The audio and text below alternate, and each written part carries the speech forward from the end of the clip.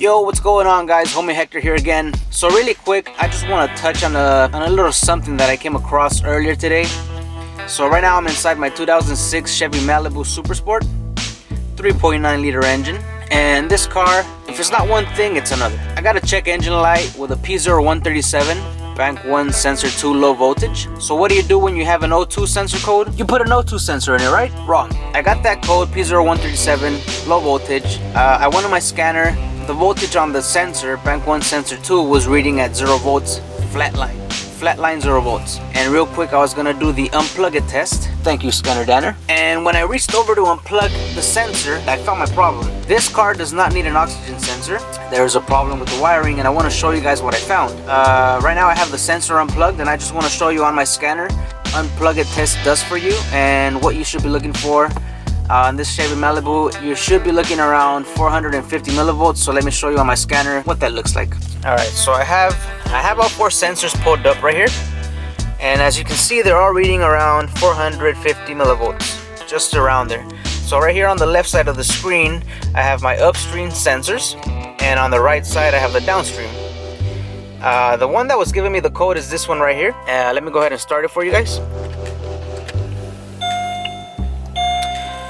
Alright, so these sensors are going to warm up right now and they're going to start oscillating. That goes for the 2 on the left. The ones on the right are the downstream. Those are after the catalytic converter. We know that if the 2 on the right start mimicking the 2 on the left, then we might have a problem with our catalytic converters, and that'll give us a P0420. If you guys want to know more about that, check out another video that I did on my 2009 Chevy Traverse. Alright, so you can see the sensors on the left oscillating. You can see the ones on the right, when I rev it, they're actually responding, except for the one on the bottom right. The one on the bottom right is staying around the 450 millivolt mark, and that's because I have it unplugged. That's what you should be looking at with the sensor unplugged. That is a bias voltage that the computer sends to the sensor, and since it's not responding, the sensor is not changing. But 450 millivolts tells me that that circuit is good from the sensor back to the computer. Now let me go under the hood and let me show you what I found with this O2 sensor. Alright, so under the hood of the car, here we go. We have a 3.9 liter engine. Down by the firewall, that's bank 1. Over here by the radiator, this is bank 2 on this car. Now, my bank 1 sensor 2 lifts down there by the rack and pinion. There in the middle of the screen, you can see that piece of conduit. That is a harness for the oxygen sensor. Now, when I reached down there to unplug that sensor, my voltage came back to life on the scanner. And this is what I found with the harness. I actually unwrapped it for you guys so you can see better, and let me zoom in on this. You can see 2 of those wires have completely lost the insulation. Now one of those wires is my signal wire, and then when it was rubbing on the other one, that signal was being pulled down to ground, and that's why we got that 0 volts on the scanner. And that's my problem right there. This car does not need an oxygen sensor. This car just needs this wiring repaired. Now the way I'm going to do that is I'm going to unplug it from over there. I'm going to pull the pins out of the connector, and I'm going to wrap all these 4 wires in heat shrink, and then I'm going to wrap it in conduit so that they're not exposed to air, water, moisture, dirt, all that other good stuff. So there you have it, guys. Real quick, I just wanted to address an oxygen sensor code. If you have a P01, 135, 136, 137, anything around there giving you an indication that your sensor is not reading correctly, basically just do a complete circuit integrity test and don't be throwing parts at your cars.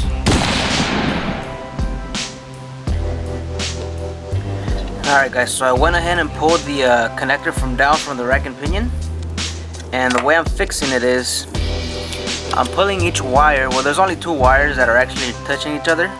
This is, I believe it's a purple wire, and the other one that's lost some insulation, it's the tan with white. So we're gonna go on the diagram and check to see what those 2 are, just so we can understand why the signal is going down to 0 volts.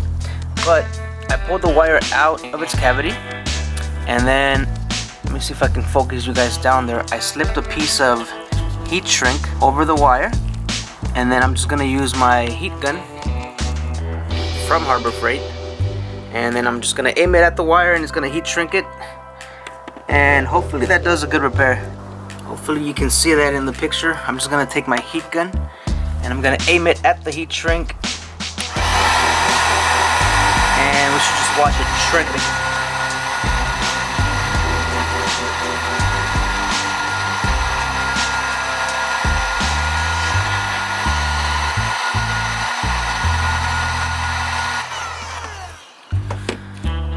There it is, guys. That's just one. Gotta put this, now when you do this, make sure you do it one at a time because you don't want to accidentally mix these two up. So let me zoom out on this, get a clear picture there. So the first one I pulled out was a violet one, and you want to make sure you guide it in the right way, which I believe is this way. So that's what I'm doing. So basically what I'm doing, let me see, I gotta make sure this purple one, where is it?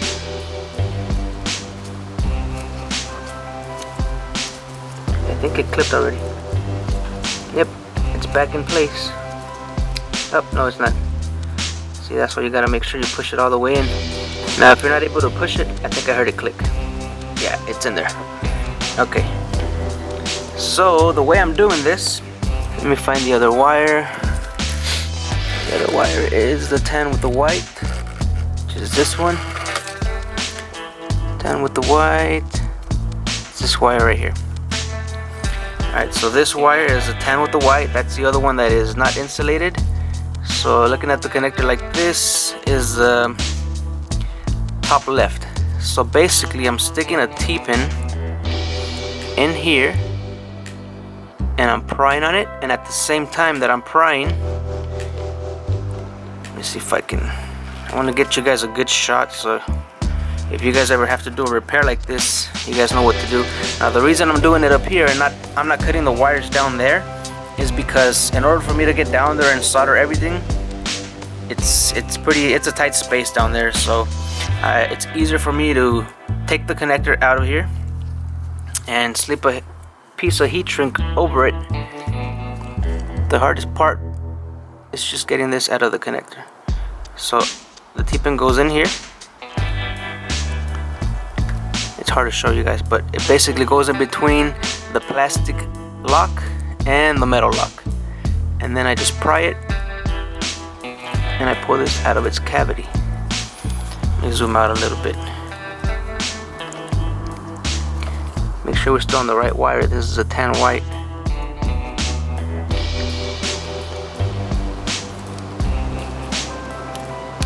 There it is. I heard it click. So now we just pull it out.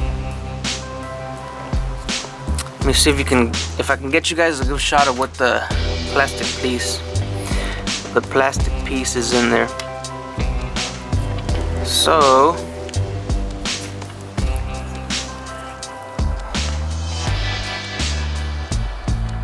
I don't know if you can see in there, but there's a plastic piece that locks the connector in there. Also, on this connector, what I'm prying on is, I'll show you. It's hard to get this to focus. Focus. There it is. You can see this little tab sticking up. You want to make sure you put the T-pin from the back and stick that tab, pry it back up, because you want it to lock into place when you stick this back in. It's kind of hard to show you guys because I'm very, very zoomed in on my camera, but it's this tab right here, and I'm just gonna pry up on it so that when I stick this connector back in there, it locks into place. Now the heat shrink that I'm using has to go over this weather seal. It's this right here is so that water won't get into the connector when everything is in place. So I gotta find a heat shrink that's big enough to go over that, but small enough to shrink onto the wire, because I'm not cutting any of this wire. So what I'm doing is I'm actually slipping 2 pieces of heat shrink, and I think this size is 3/16 diameter. 3/16 diameter, so it's large enough to go over the piece of wire, and I'm just slipping it in there, and I'm covering half of the repair with the heat shrink, and then I slip another one to cover the other half of the repair, and it covers half of the heat shrink. So I'm overlapping 2 pieces of heat shrink just like that. So I'm not just putting one, I'm putting 2, and I'm overlapping them so that it's a pretty tight fit. So I slip that piece of heat shrink down into place. I gotta aim my heat gun onto the wire, make sure I'm on the right one. Yeah, it's the right one. And that's it, guys. After this, I'm just gonna put everything back together, wrap it in conduit, and I'll show you guys what it looks like when it's done. Alright guys, so there it is. This is a repair with the heat shrink. Hopefully this is a good shot for you guys. I just slipped 2 pieces of heat shrink over the wires, and then I overlapped them and use my Harbor Freight heat gun to shrink them. Now I'm gonna route those wires back down to where that clip's supposed to go by the rack and pinion, and then I'm gonna wrap that in some of this wire conduit, and I'll show you guys the repair after. I'll show you guys the finished product. It's gonna look like nothing ever happened there. It's gonna look like factory. Alright guys, we're all done here. That's what it looks like after it's all finished. That piece of conduit right there, that's where the wiring is. So that's a proper repair without having to cut wires. Just take the wire out of its cavity. And the only reason I did that, like I told you guys, was because I didn't want to cut wires and I didn't have enough room down there. And all this was done with heat shrink from Harbor Freight and a heat gun from Harbor Freight. Heat gun runs you like 10, 12 bucks, and then the heat shrink will run you about 5 or 6 bucks, I think. So in less than 20 bucks, we fixed the check engine light without having to change any parts, and this car's good to go. So that's it guys, that's it for the repair, that's it for the wiring, that's it for the fix. So there you have it guys.